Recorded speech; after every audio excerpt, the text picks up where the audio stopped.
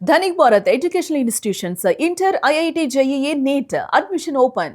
విజయవాడలో ఆసక్తికర పరిణామం చోటు చేసుకుంది. యూట్యూబర్ రావణ్ పై ఉపా చట్టం పెట్టడాన్ని నిరసిస్తూ వైసీపీ ఆధ్వర్యంలో విపక్షాలతో రౌండ్ టేబుల్ సమావేశం నిర్వహించారు. అయితే ఈ భేటీలో వివిధ పార్టీల నేతలు, ప్రజా సంఘాలు, సామాజిక కార్యకర్తలు పాల్గొన్నారు. వైసీపీ తరపున మాజీ మంత్రి అంబటి రాంబాబు కూడా హాజరయ్యారు. అయితే retired DG AB Venkateswararao Rambabu పక్కనే కూర్చున్నారు.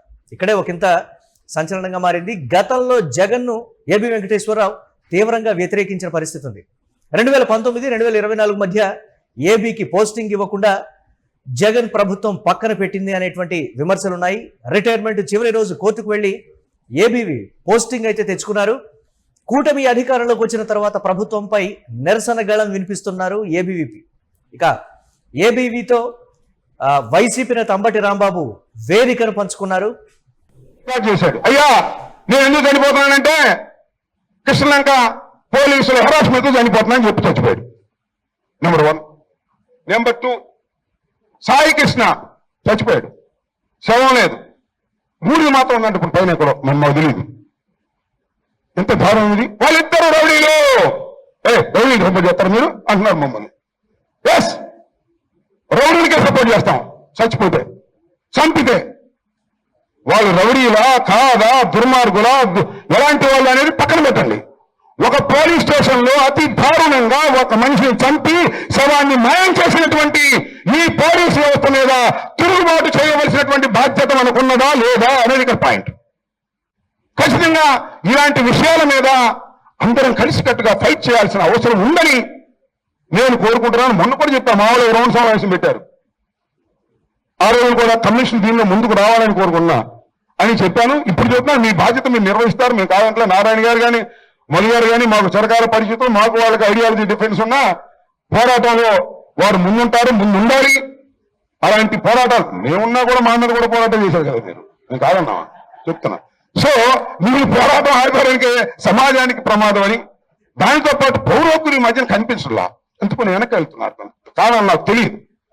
కానీ వాటి స్థానంలో సెంటర్ ఫర్ లిబర్టీ లాగా ఏబి వెంకటేశ్వర గారు లాంటి వాళ్ళు, ఇలాంటి వాళ్ళు కొంతమంది వస్తున్నారు. సంతోషం, వీళ్ళందరూ పెరగాలి.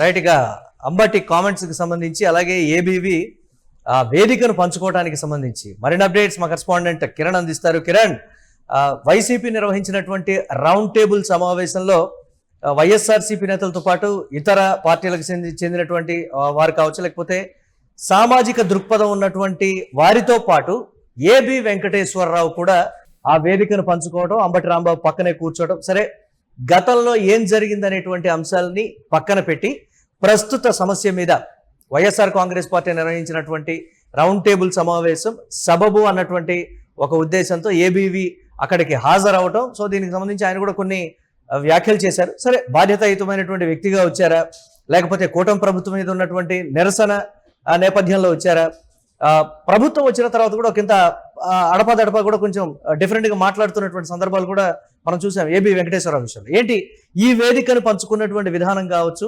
వైఎస్ఆర్ కాంగ్రెస్ పార్టీ నిర్వహించినటువంటి రౌండ్ టేబుల్ సమావేశానికి ఏబి వెంకటేశ్వరరావు హాజరవడానికి సంబంధించి ఏంటి ఆ పరిణామాన్ని ఎలా చూడొచ్చట?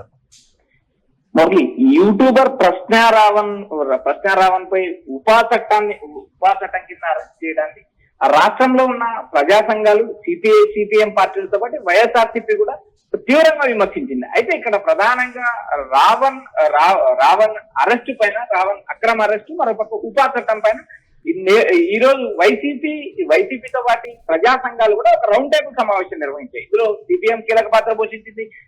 రాఘవులు కావచ్చు, లేకపోతే మధు లాంటి నేతలు కావచ్చు, సిపిఐకి సంబంధించిన కీలక నేతలందరూ కూడా ఈ సమావేశానికి హాజరయ్యారు. అయితే ఇక్కడ ప్రధానంగా ఆసక్తికరంగా చోటు చేసుకున్న అంశాన్ని మనం ఒకసారి గమనిస్తే, బద్ధ శత్రువులైన జగన్మోహన్ రెడ్డికి అత్యంత బద్ధ శత్రువైన ఏబి వెంకటేశ్వరరావు అటు వైసీపీ మాజీ మంత్రి అంబటి రాంబాబు పక్కన కూర్చోవడం రాష్ట్ర వ్యాప్తంగా ఒక చర్చ అయింది. రాష్ట్ర రాజకీయాల్లో ఇది ఒక సంచలన పరిణామం అని చెప్పొచ్చు. ఎందుకంటే ఇక్కడ ప్రధానంగా వైఎస్ఆర్సీపీని, జగన్మోహన్ రెడ్డిని నేరుగా విమర్శించే ఏబి వెంకటేశ్వరరావు, అటు మాజీ మంత్రి అంబటి రాంబాబు ఇద్దరు ఒకే వేదిక పైన పక్క పక్కన కూర్చొని మాట్లాడటం కూడా ఆసక్తికరంగా రాష్ట్ర ప్రజలు గమనిస్తున్నారు. ఇప్పటికే తనకు బద్ధశత్రువు జగన్ అధికారంలోకి రాకోకుండా ఉండడానికి తాను ఎన్ని ప్రయత్నాలైనా చేస్తానంటే ఏబి వెంకటేశ్వరరావు గతంలో ప్రకటించారు.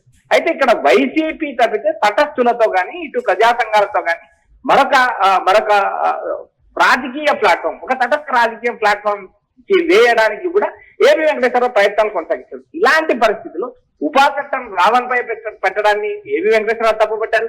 తమ పైన తాను డీజీగా ఉన్నప్పుడు, ఇంటెలిజెన్స్ ఐజీగా ఉన్నప్పుడు తమ పైన కమ్యూనిస్ట్ పార్టీలు మధు లాంటి నేతలు కూడా పోరాడారు. అయితే మేము ఆ రోజు వెనక్కి పోలేదు. అయితే ఇక్కడ రావణ్ అరెస్ట్ అంశం పక్కన రావణ్ అరెస్ట్ అంశం ఒక ఎత్తు అయితే మరో పక్క అటు సాయి కృష్ణ కస్టోడియల్ డెత్, ఒక పోలీస్ అధికారి నేరుగా కోర్టు వారెంట్ పైన తీసుకొచ్చి ఒక స్టేషన్ లో చిత్రహింసలు పెట్టి చంపడం ఎంతవరకు కరెక్ట్, అసలు ఏ ప్రజాస్వామ్యంలో ఉన్నామా రాచరికంలో ఉన్నామంటూ ఆయన చేసిన విమర్శలు రాష్ట్ర వ్యాప్తంగా చెప్పింది.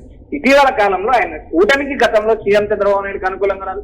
జగన్మోహన్ రెడ్డితో ఆయన విభేదించారు. చివరి రోజు తన పదవీ విరమణ చివరి రోజు మాత్రమే కోర్టు ఆదేశాలతో పోస్టింగ్ ఇచ్చారు. ఆ రోజు ఆయన పోస్ట్ స్వీకరించి రిటైర్డ్ అయ్యారు. అయితే రిటైర్డ్ అయిన తర్వాత ఆయనకు పోలీస్ వేర్ హౌసింగ్ కార్పొరేషన్ చైర్మన్ గా చంద్రబాబు అవకాశం కల్పించినప్పటికీ ఆయన ఆ పదవి తీసుకోలేదు.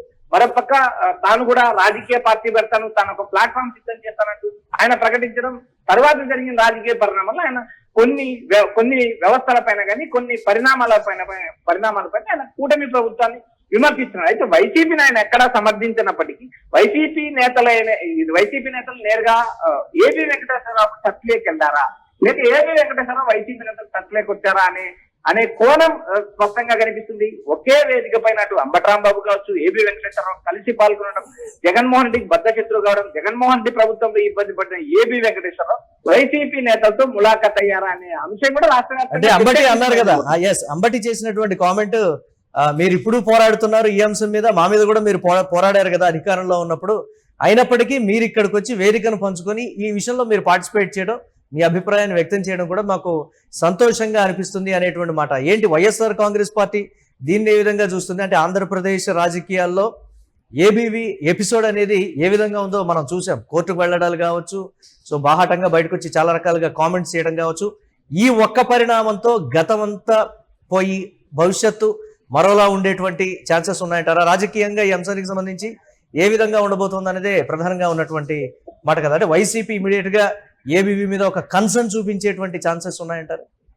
మురళి, ఇక్కడ ప్రధానంగా రావణ్ పైన ఉపా చట్టం కింద కేసు పెట్టడాన్ని నిరసించడమే కాకుండా రాష్ట్ర వ్యాప్తంగా కూటమి పాలనలో జరుగుతున్న లోపాలు, మరోపక్క సాయి కృష్ణ కస్టోడియల్ డెత్, క్రాంతి కుమార్ హత్య ఉదంతం, శ్రీ నాగరాజు చేసిన వ్యవహారాల పైన కూడా ఒకంత రౌండ్ టేబుల్ సమావేశంలో కూటమి ప్రభుత్వాన్ని ఆగ్రహం వ్యక్తం చేశారు. మరోపక్క అంబటి రాంబాబు లాంటి నేతలు మాట్లాడుతూ గతంలో తమ పైన పోరాడారు, ప్రస్తుతం కూటమి పైన కూడా పోరాడుతున్నారు, మీలాంటి వారి పోరాటం శుభ పరిణామం అంటూ ఆయన చేసిన వ్యాఖ్యలు కూడా ఒకంత ఆశ్చర్యకరమైన అంశం. ఎందుకంటే జగన్మోహన్ రెడ్డిని నేరుగా వ్యతిరేకించే ఏబి వెంకటేశ్వరరావు వైసీపీ పార్టిసిపేట్ చేసిన వైసీపీ సిపిఎం కలిసి నిర్వహించిన రౌండ్ టేబుల్ సమావేశానికి హాజరు కావడం కూడా ఒక చర్చనీయాంశం.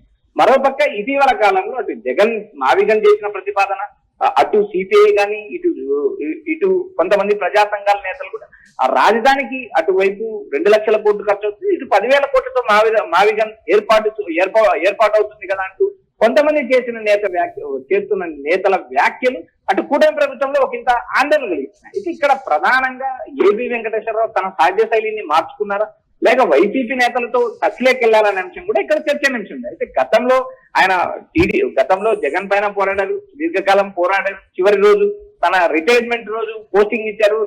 రిటైర్మెంట్ బెనిఫిట్స్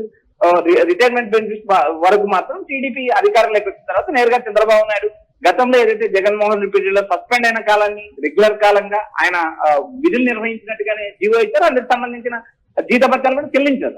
అక్కడి వరకు ఒక ఎత్తు అయితే తర్వాత జరిగిన రాజకీయ పరిణామాలు ఏబీ టీడీపీ కూటమిలో ఆశించిన స్థాయిలో పదవి రాకపోవడం, పోలీస్ వేర్ హౌసింగ్ లాంటి పదవి ఆయన తీసుకోకపోవడం కూడా రాజకీయ వర్గాల్లో ఒక చర్చ వచ్చింది. ప్రస్తుతం ఆయన రాష్ట్ర వ్యాప్తంగా జరుగుతున్న సమస్యలపైన టీడీపీ ఈ పరిణామాన్ని ఎలా చూస్తుంది? మా మీద కోపంతో ఆ రౌండ్ టేబుల్ సమావేశానికి హాజరయ్యారు అనేటువంటి కోణాల్లో చూస్తుందా? మొన్నటి వరకు మా పట్ల పాజిటివ్ గా ఉన్నటువంటి ఏబి వెంకటేశ్వరరావు ఇప్పుడు ఉన్నట్టుండి ఈ విధంగా ఎందుకు ప్రజా సమస్య మీద ఆయన మాట్లాడినప్పటికీ కూడా కూటమి ప్రభుత్వం వ్యవహరిస్తున్నటువంటి రావణ్ కేసుకు సంబంధించి ఇది తప్పు అనేటువంటి రీతిలోనే అక్కడ ఉన్నటువంటి వారందరూ కూడా పార్టిసిపేట్ చేయడం జరిగింది, వారి అభిప్రాయాలు వ్యక్తం చేయడం జరిగింది. అక్కడ అభిప్రాయం వ్యక్తం చేశారు అంటే కూటమి ప్రభుత్వానికి ఆయన వ్యతిరేకంగా మాట్లాడారు, వ్యతిరేకంగా ఉంటున్నారు, వ్యతిరేకంగా ఉండబోతున్నారు అనేటువంటి ఒక ఇండికేషన్ ఇచ్చారు ఏబీవీ అనేటువంటి కోణం కూడా. దాన్ని ఎలా చూడాలి?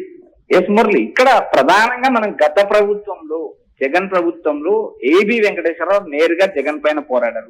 ఇది అందరికీ తెలిసిన అంశమే.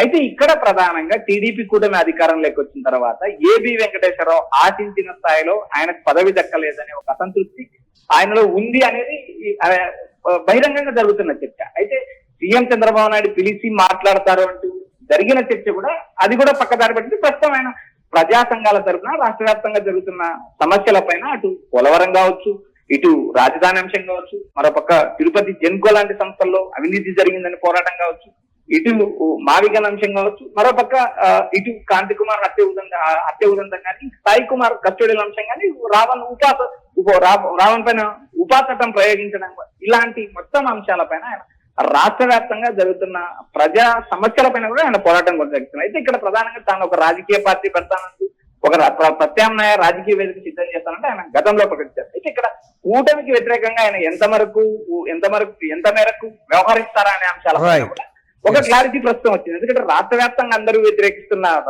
రావణ్ పైన పెట్టిన కేసులు కానీ, రావణ్ పైన వరుస అరెస్టులు కానీ కూటమి నేతలతో పాటు ప్రజా సంఘాలు వైఎస్ఆర్సీపీ కూడా తీవ్ర స్థాయిలో నిరసన వ్యక్తం చేస్తుంది, విరుచుకుపడుతుంది. అలాంటి కూటమి పైన వ్యతిరేకంగా పోరాడడానికి అటు పోలీస్ వ్యవస్థ పైన ఆయన వ్యాఖ్యలు చేశారు. ఇది కరెక్ట్ కాదు అంటూ తాను గతంలో కూడా పనిచేశారు. తన పైన వైసీపీ పోరాడింది, కూటమి తన పైన అటు ప్రజా సంఘాలు, ఇటు సిపిఐ సిపిఎం లాంటి నేతలు కూడా తన పైన పోరాడారు. తాను ఎప్పుడు కూడా పోరాడిన వారికి తగిన గౌరవం ఇచ్చాం, వారి సమస్యలు విన్నాం. అయితే ఇప్పుడెందుకు కూటమి ప్రభుత్వంలో ఇలాంటివి జరుగుతుంటే ప్రభుత్వం మిన్నకుంటుంది, ఎందుకు సైలెంట్ గా ఉందనే అంశాలపై స్పష్టంగా మాట్లాడారు. అంటే నేను ఎవరి వైపు కాదు, సమస్య ఎటువైపు ఉంటే నేను అటువైపు ఉంటాను.